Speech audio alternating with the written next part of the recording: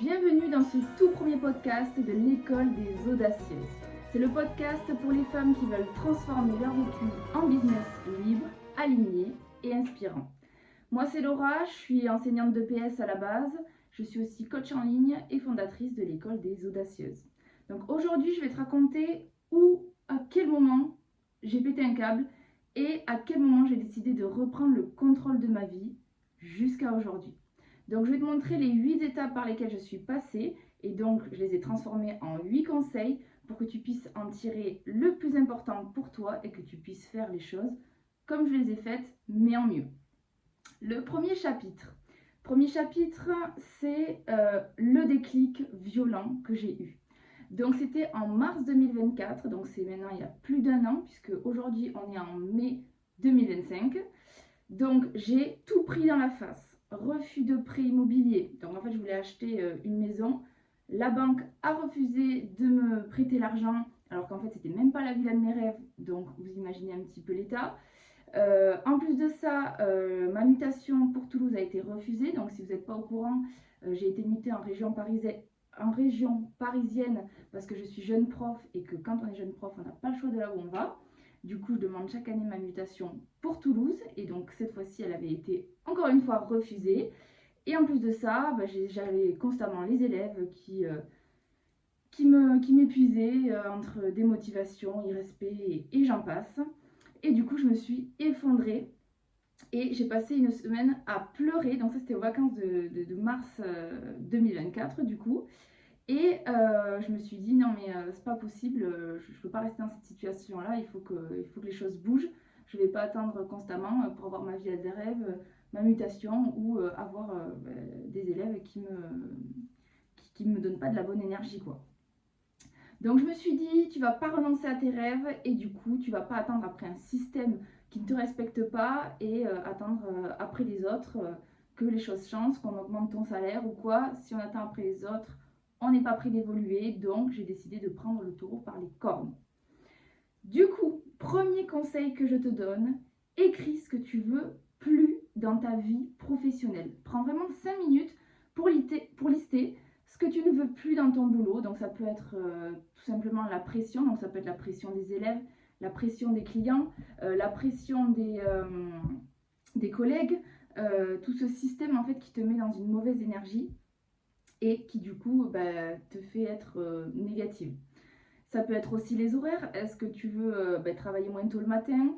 Est-ce que tu en as marre de travailler le soir, de travailler le week-end et de devoir faire des heures sup à gogo pour pouvoir te payer quelques vacances?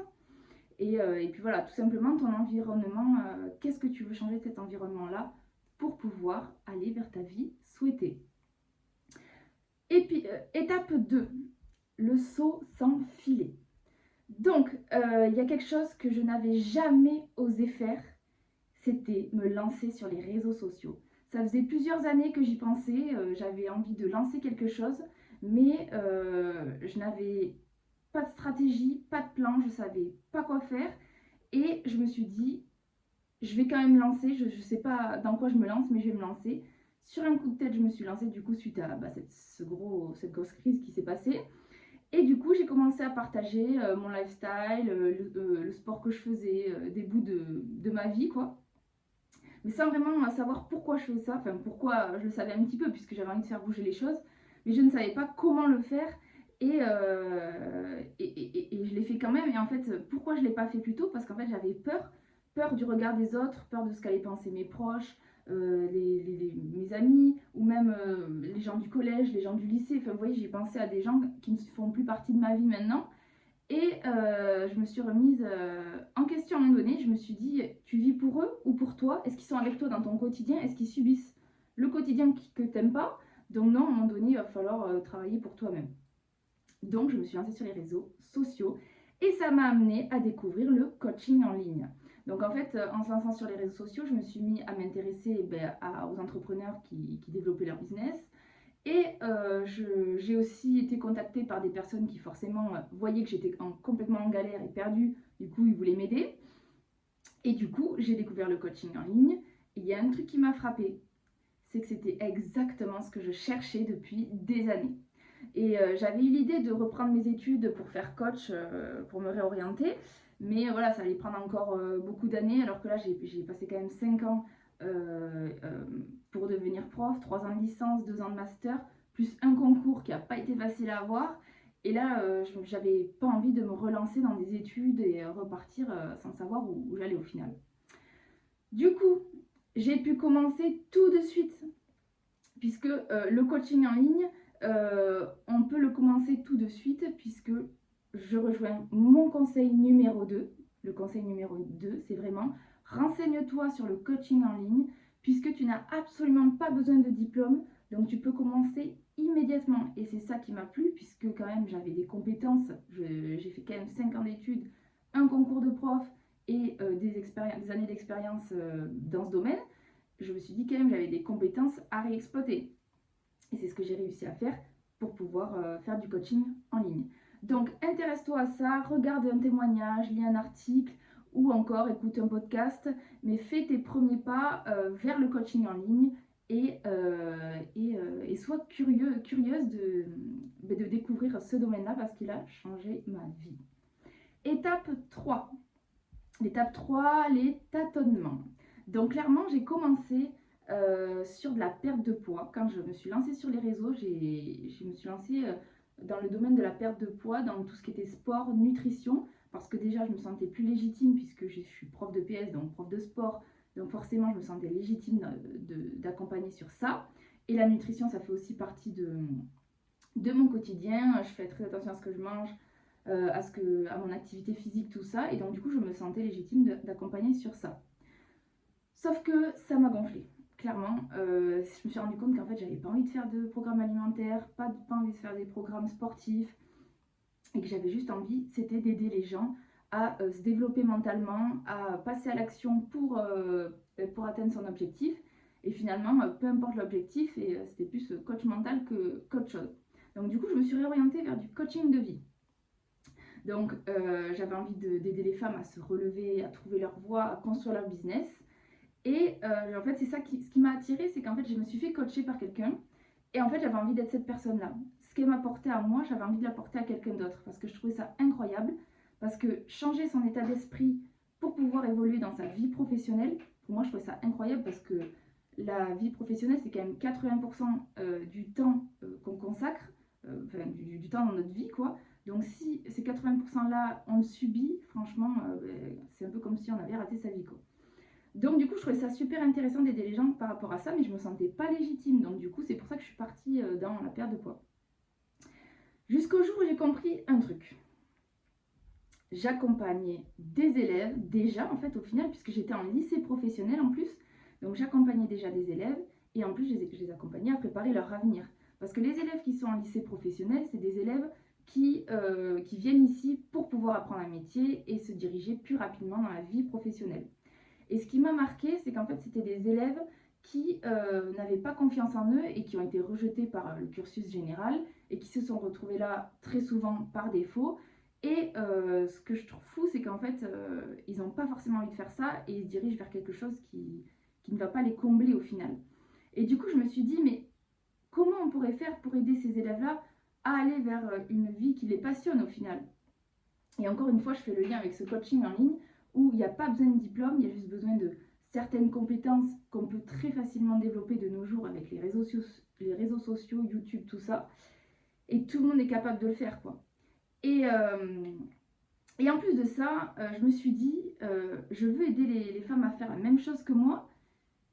Et qui est plus légitime que moi de parler des étapes par lesquelles je suis passée, en fait, les étapes par lesquelles je suis passée, de prof qui était complètement essoufflé par le système à coach complètement épanoui et en direction d'un public qui l'a fait vibrer, d'un environnement en succès, tout ça. Et je me suis dit, finalement, c'est moi la plus légitime d'en parler, c'est moi qui l'ai vécu. Et je me suis, après bien sûr beaucoup d'exercices, de travail sur moi, je me suis rendu compte que vraiment j'étais légitime de faire ça. Et du coup, j'ai pu partir du bon côté. Donc ça, j'arrive au conseil numéro 3. Demande-toi, quelle conversation pourrais-tu tenir pendant 1 heure sans t'ennuyer? C'est là que se cache souvent ton thème naturel d'accompagnement. C'est-à-dire que si tu te diriges vers quelque chose qui ne te plaît pas ou tu en as marre d'en parler ou quoi, déjà tu es sûr que ton business il va pas pouvoir marcher parce que si tu te fais chier quand tu le fais, franchement ça risque d'être compliqué. Alors que là tu vois aujourd'hui, là je suis en train de te faire un podcast qui va durer pas mal de temps. Si je m'ennuie, franchement à un moment donné je vais pas faire le deuxième épisode de podcast, c'est pas possible. Donc il faut vraiment que tu aimes ce que tu fais et c'est quelque chose d'essentiel dans le business. On passe à l'étape numéro 4, la solitude du départ. Donc en septembre 2024, tu vois on était en mars 2024 pour le gros clash qu'il y a eu, le gros crash. Avril je me suis lancée sur les réseaux. Septembre 2024, je me suis dit c'est bon, à un moment donné, tu vas pas faire un domaine qui te plaît pas, tu vas essayer de te lancer dans ce qui te plaît et on va voir ce que ça donne. Donc j'ai ouvert un nouveau compte Insta, j'ai commencé à parler à d'autres personnes, du coup c'est aux personnes concernées. Et je me suis retrouvée dans le parcours de ces femmes-là et je me suis rendu compte que je pouvais les aider. Sauf que je n'avais pas d'offre à proposer.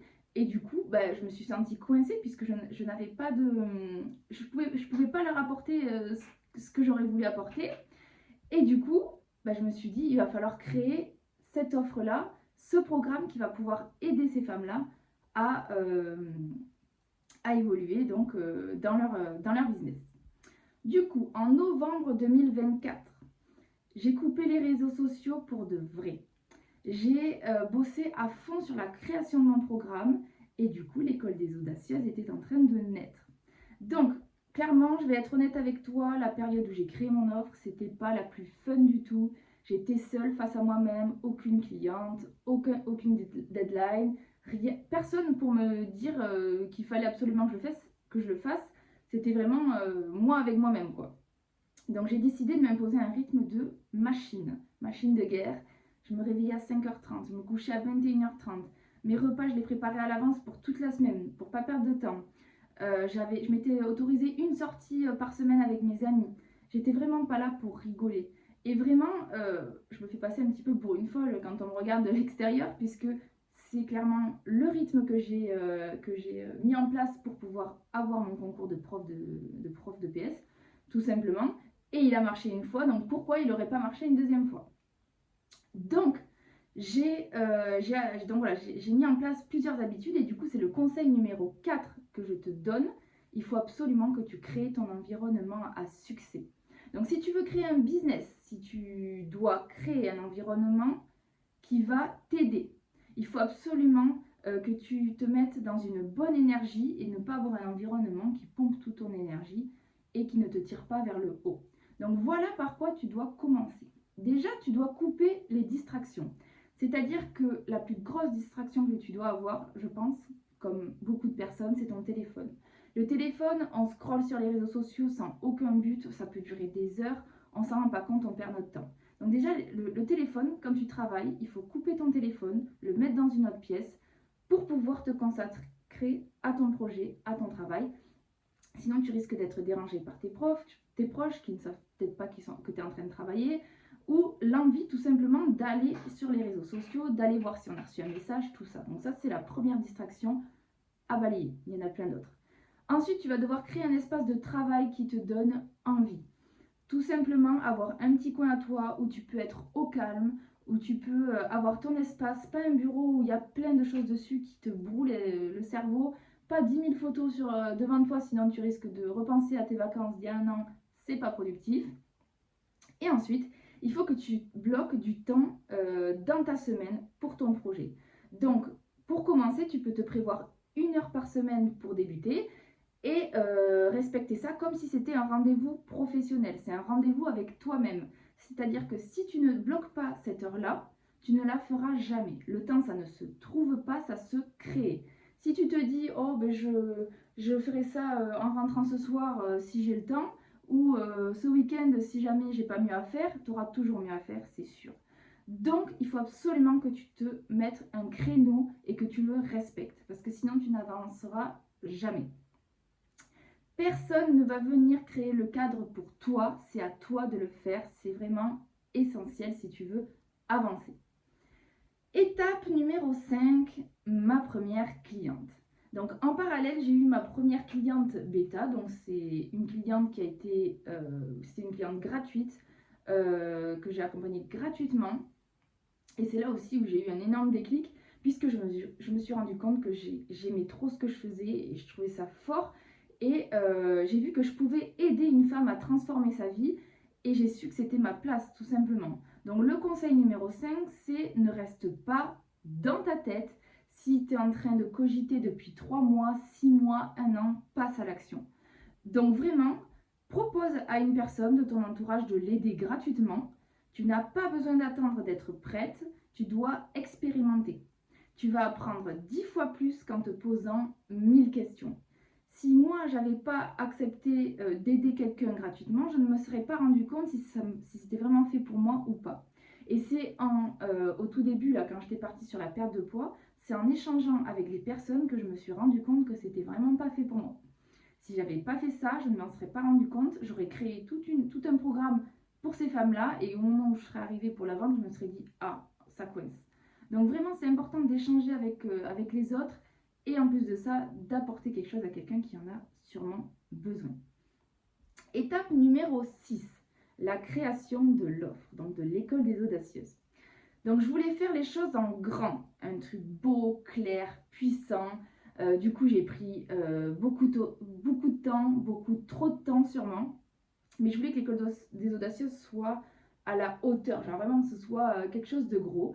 Donc du coup, ce que j'ai fait, c'est que au lieu de commencer tout simplement par du coaching individuel où je donne des exercices au tac en fonction des rendez-vous, j'ai carrément voulu créer ma propre formation, donc sur une plateforme où j'ai créé des cours vidéo, donc il y a plus de 10 heures de cours vidéo, avec voilà, des modules, des chapitres, tout ça, donc ça a demandé énormément de travail, donc déjà pour chercher toutes les idées, le sommaire, et ensuite développer tout ça, faire le PowerPoint, et ensuite il fallait filmer tout ça, faire le montage aussi, et mettre sur la plateforme. Donc clairement ça a pris énormément de temps, et du coup, bah forcément, j'ai pas lancé mon offre très rapidement. Alors c'est fou parce que j'allais passer au conseil numéro 6 que j'allais te donner et mon téléphone s'est éteint puisque bien évidemment, il n'avait plus de stockage. Comme d'habitude, je me bats avec le stockage constamment dès que je fais des cours vidéo, c'est infernal. Donc j'allais te dire justement que de ne pas attendre que ce soit parfait pour lancer ton offre, donc comme moi aujourd'hui. Je n'attends pas que tout soit parfait, que j'ai assez de stockage, assez de luminosité, puisque bien sûr ma ringline m'a planté. Donc du coup là c'est la lumière grisâtre de Paris qui reflète sur moi, c'est une catastrophe. Et le micro, n'en parlons pas, j'ai mis mes écouteurs pour essayer de faire quelque chose. Et en plus de ça, j'ai dû mettre en pause ma machine à laver, puisque bien évidemment j'avais lancé la machine à laver alors que cet après-midi je devais tourner ce podcast. Bref, tout ça pour dire qu'il ne faut pas attendre que tout soit parfait pour se lancer, sinon on ne se lance jamais. Donc, ton offre, elle va évoluer avec le temps, avec ton expérience, avec les besoins de tes clients. Et si ton offre, tu es super satisfait de ton offre quand tu la lances, c'est que tu l'as lancée trop tard. C'est que tu as déjà trop travaillé dessus. Donc, il faut que tu fasses petit à petit. C'est pour ça que tu peux commencer dès à présent à faire du coaching individuel avec des exercices pratiques que tu donnes au moment des coachings. Pas forcément commencer directement avec une formation, des cours vidéo et tout un tas de choses pour te lancer. C'est pas forcément nécessaire et ça, je te l'explique dans l'école des audacieuses pour pouvoir aller beaucoup plus rapidement que ce que moi j'ai fait. Donc du coup, en avril, j'ai ouvert l'école des audacieuses et une autre partie allait être compliquée, ça a été la vente, quoi, tout simplement. Donc j'arrive à l'étape numéro 7, qui est l'avant-dernière étape, parler à la mauvaise personne. Donc en fait, au début, j'ai eu du mal à parler à ma cible. Je me perdais dans mes mots, j'attirais pas les bonnes femmes, j'attirais des femmes qui n'étaient pas prêtes à s'engager, qui n'avaient pas les moyens, qui avaient trop peur. Et j'ai eu un doute, quoi. Je me suis dit, mais est-ce que c'est vraiment ma cible? Est-ce que je suis vraiment légitime à ce que je fais? Parce qu'en fait, je me reconnaissais pas dans ces femmes-là. C'était pas moi d'avant, en fait. Je me suis dit, mais ça me pompe plus mon énergie qu'autre chose. Et je kiffe pas ce que je fais, tout simplement. Donc déjà, si j'ai décidé de me lancer dans ce business, c'est pour choisir mon public. Donc c'est pas pour m'épuiser à travailler avec des personnes avec qui j'ai pas forcément envie de travailler. Donc je me suis remise un petit peu en question et je me suis dit, tu as vraiment envie de travailler avec des femmes ambitieuses, avec des femmes qui ont envie de travailler et qui ont envie de sortir de cette situation et qui donneront tout pour changer de vie, quoi, tout simplement. Donc le conseil numéro 7 que je te donne, c'est choisis ton public. Donc si tu veux faire ce métier, tu dois choisir les gens avec qui tu veux bosser. Les attirer par message. Moi, j'ai osé dire un jour j'ai osé dire que je voulais accompagner ces femmes ambitieuses qui étaient prêtes à changer de vie et que je voulais pas me contenter de femmes qui finalement étaient dans une situation très inconfortable, puisqu'en fait, je me suis retrouvée à parler à des femmes qui étaient dans une situation où elles avaient quitté leur job par précipitation et qui étaient au bord du burn-out ou qui ont eu un burn-out tout simplement et qui du coup sont dans une situation très fragile puisqu'elles sont quand même traumatisées par ce qui s'est passé. Donc elles ont du mal à faire confiance, à s'engager de nouveau dans quelque chose. Et en plus de ça, elles sont dans une situation financière compliquée puisqu'elles n'ont pas de revenus. Et du coup, elles ne peuvent pas investir en elles-mêmes. Et si tu ne peux pas investir en toi-même, c'est très compliqué d'évoluer puisque pour moi, se faire accompagner, c'est quand même nécessaire quand on veut changer de vie et avoir une évolution efficace, tout simplement. Donc du coup, je voulais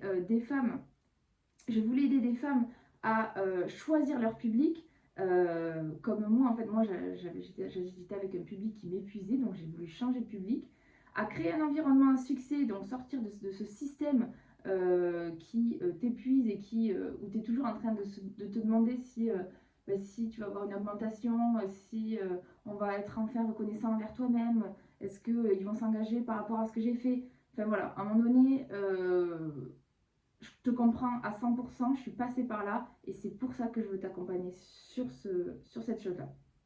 Donc concrètement, écris un message comme si tu écrivais un message à ta cliente idéale et tu dis « Je veux t'aider si tu as… » et là, tu complètes la phrase. C'est-à-dire qu'il faut que tu détermines comment tu vois ta cliente idéale. Quelles sont les qualités qu'elle a, quels sont les défauts qu'elle a, genre avec qui tu n'as pas envie de travailler. Moi, je sais que j'ai pas envie de travailler avec quelqu'un qui est négatif, qui n'est pas prêt à se remettre en question, qui a un état d'esprit, vous voyez quoi, enfin je veux dire, moi j'ai besoin je me nourris aussi de l'énergie des autres, donc si l'énergie est négative, moi ça me fait pas du bien quoi, tout simplement. Bref, il faut que tu clarifies ça pour que tu puisses un petit peu voir ce que tu peux apporter au monde. 8e et dernière étape, incarne ton rôle d'audacieuse. Donc, ce que je veux que tu retiennes, c'est que personne ne va venir te donner la permission, personne ne va venir le faire à ta place. C'est vraiment toi la seule responsable de ton avenir et de ce qui va se passer dans ta vie. Donc, tu dois incarner ton rôle d'audacieuse dès maintenant. Donc, tu ne dois pas attendre que ton site soit prêt, que tu aies des dizaines de clientes. C'est maintenant que ça se passe. C'est maintenant que tu vas construire ta liberté, où tu vas faire ce choix, où tu vas prendre cette décision de construire la vie que tu rêves, tout simplement. Donc le 8e conseil, fais un truc qui te fait peur cette semaine. Par exemple, mets une story en disant quelque chose que tu penses, envoie un message, fais un appel avec quelqu'un, ou tout simplement envoie-moi un message à moi en privé sur Instagram, ou Instagram, Facebook, TikTok, peu importe. Envoie-moi un message et ose me dire que tu as envie de changer de vie.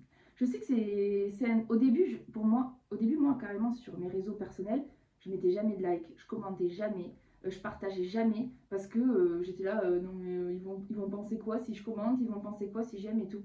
Et ça c'est une croyance limitante et un blocage qu'il va falloir changer pour évoluer. Parce que maintenant, je me dis, mais en fait, en fait, je suis là pour aider les autres, ils sont là pour m'aider, et on se nourrit des autres. Et en fait, c'est une réciprocité, un partage. En fait, les réseaux sociaux, c'est pour partager. Donc, si on n'échange pas, si on ne demande pas de l'aide, si on ne s'intéresse pas aux autres, ça risque d'être compliqué d'évoluer soi-même, vraiment. Donc, c'est inconfortable, mais tu dois absolument devenir audacieuse pour pouvoir mener à bien ton projet. Donc, aujourd'hui, si tu te sens perdu, désaligné, frustré, c'est que tu as quelque chose en toi, un truc à transmettre que tu dois apprendre à canaliser, à structurer. Et ça, tu n'as absolument pas besoin de diplôme pour le faire. Tu as juste besoin d'audace. Cette méthode, forcément, je l'enseigne dans l'école des audacieuses pour transformer ton vécu en business. Et il faut absolument que tu acceptes d'échanger. Avec moi, c'est mieux si tu m'écoutes jusqu'à maintenant, c'est que quand même ce que j'ai dit, ça t'a parlé un petit peu. Accepte d'échanger, c'est vraiment important. En tout cas, je te remercie d'avoir écouté ce podcast, ce premier podcast que j'ai enfin sorti. Je suis assez fière de moi, franchement. Si tu te reconnais, partage-le à une femme autour de toi qui en a besoin. Et si tu veux qu'on avance ensemble, que je t'aide à poser les premières briques de ton propre projet, viens me parler sur Instagram, c'est que le début. Et je te souhaite la bienvenue dans l'école des audacieuses.